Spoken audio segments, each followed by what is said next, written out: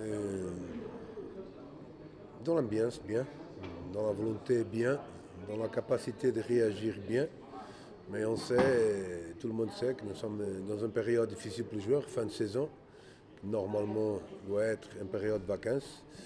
Mais que la FIFA, la CAF, continue à privilégier jouer dans le mois de juin. Que je pense que c'est une agressivité pour tous les joueurs, que ce soit africain, que ce soit mondial. Parce que c'est un mois que normalement le joueur, après 10 mois de compétition, doit se reposer. Mais la réalité est qu'il prolonge encore sa saison. Dans ce cas, n'ont pas prolongé. Il y a joueurs qui ont prolongé la saison une semaine. Il y a autres joueurs qui ont prolongé la saison 3 semaines. Il y a d'autres joueurs qui ont prolongé la saison 5 semaines. C'est le cas des joueurs qui jouent à Belgique. L'important, c'est qu'ils sont très compétitifs, très concentrés dans le possible.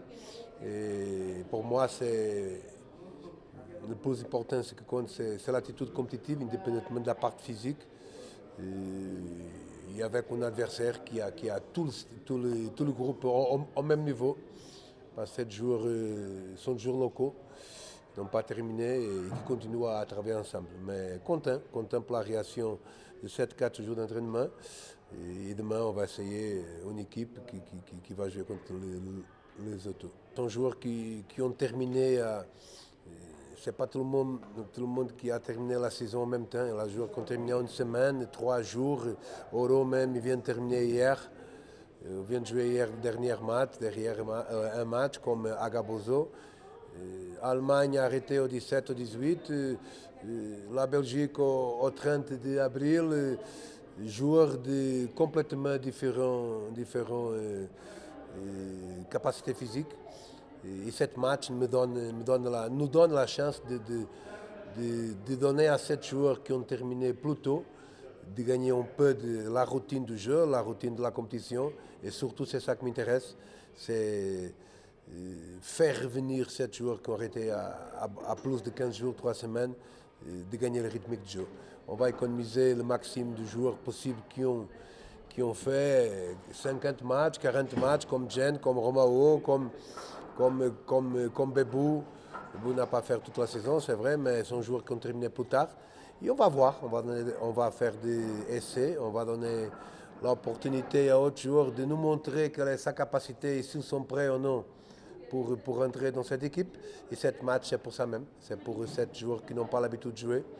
Et ils me montraient qu'ils sont au niveau des autres, ils me montraient qu'ils sont capables d'être option avec le match contre la Suisse-Lande. On attend tous les joueurs, donc il a toujours une petite sortie, ou il a une blessure, ou un joueur qui dans ce cas, c'est une cause d'interdite, pas le visa aussi, c'est pour faire le visa, le passeport. On a une procédure qui n'est pas la procédure normale, il faut dire. On a une procédure pour faire le visa qui n'est pas la meilleure. Il faut qu'on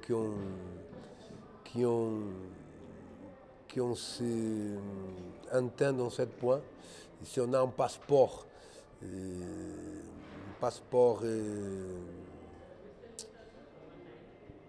comment ça s'appelle? C'est pas le passeport civil, c'est le passeport de service. Tout c'est plus facile. Si chacun a un passeport civil, tout est plus facile. Normalement, c'est comme ça que fonctionne. Moi, au Burkina, je fonctionne comme ça. Au Gabon, je fonctionne comme ça aussi. Mais on n'a pas cette méthode, on a une méthode différente qui nous complique parfois la vie. Donc, les joueurs sont obligés d'envoyer le passeport par DHL pour faire le visa pour entrer en Afrique du Sud ou à Guinée ou à Libéria, je ne sais pas où on va jouer. Après, nous sommes encore obligés de renvoyer le passeport aux joueurs.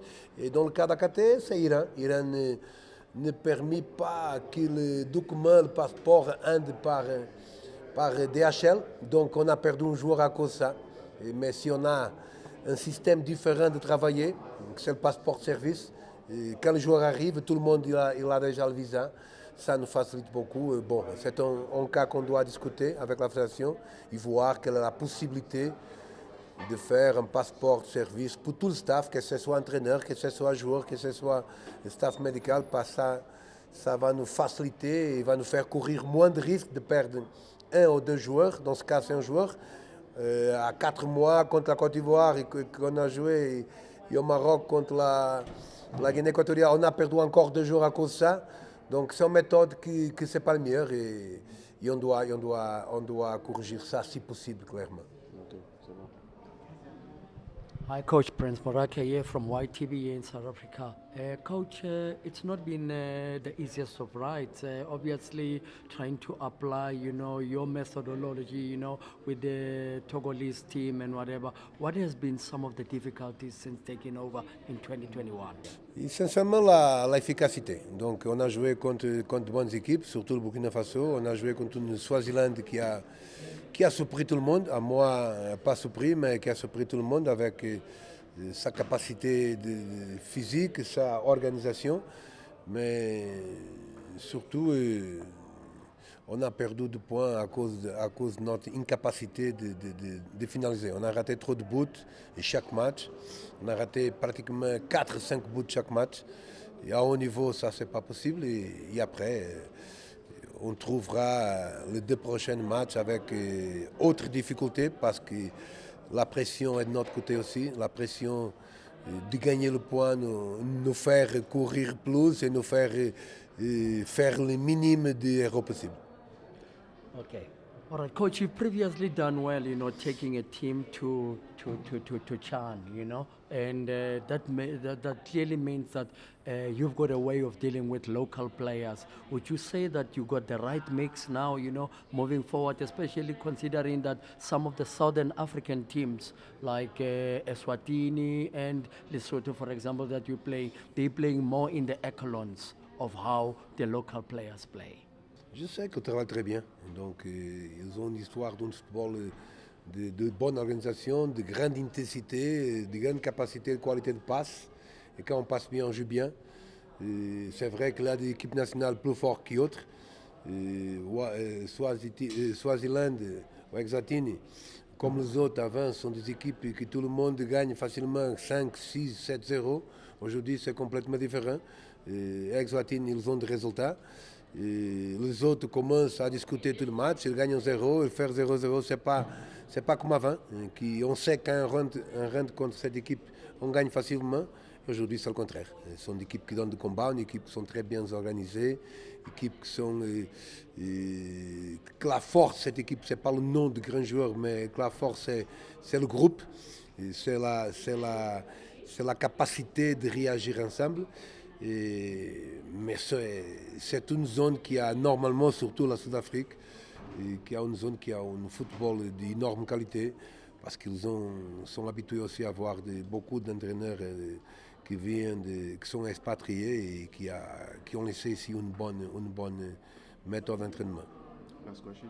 Okay, Coach, you've always been a connoisseur, a believer of attacking football, and with the goal difference that you have to offset, the -3 goal difference and whatever.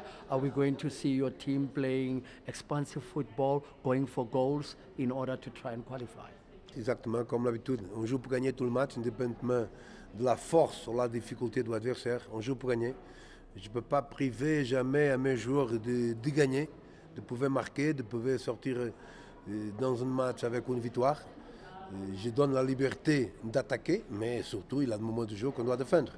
Mais c'est comme il a dit, nous sommes une équipe qui connaît l'habitude de jouer attaque, mais notre grande difficulté, c'est l'efficacité. C'est cette efficacité qui nous a fait cet grand décalage de buts marqués, au petit décalage de buts marqués et de buts souffrir, parce qu'on ne marque pas beaucoup. Mais le plus important, peut-être, je ne sais pas si c'est le plus important c'est marquer. Mais la part positive de cette inefficacité, c'est que l'équipe joue bien pour créer d'opportunités. On crie parce qu'on joue bien, si on joue bien, on ne crie pas. Mais peut-être, parfois c'est meilleur ne jouer pas bien et crier et marquer. Mais ça, c'est le justificatif pourquoi l'équipe n'a pas un grand avantage de buts marqués et le but qu'on a incassé.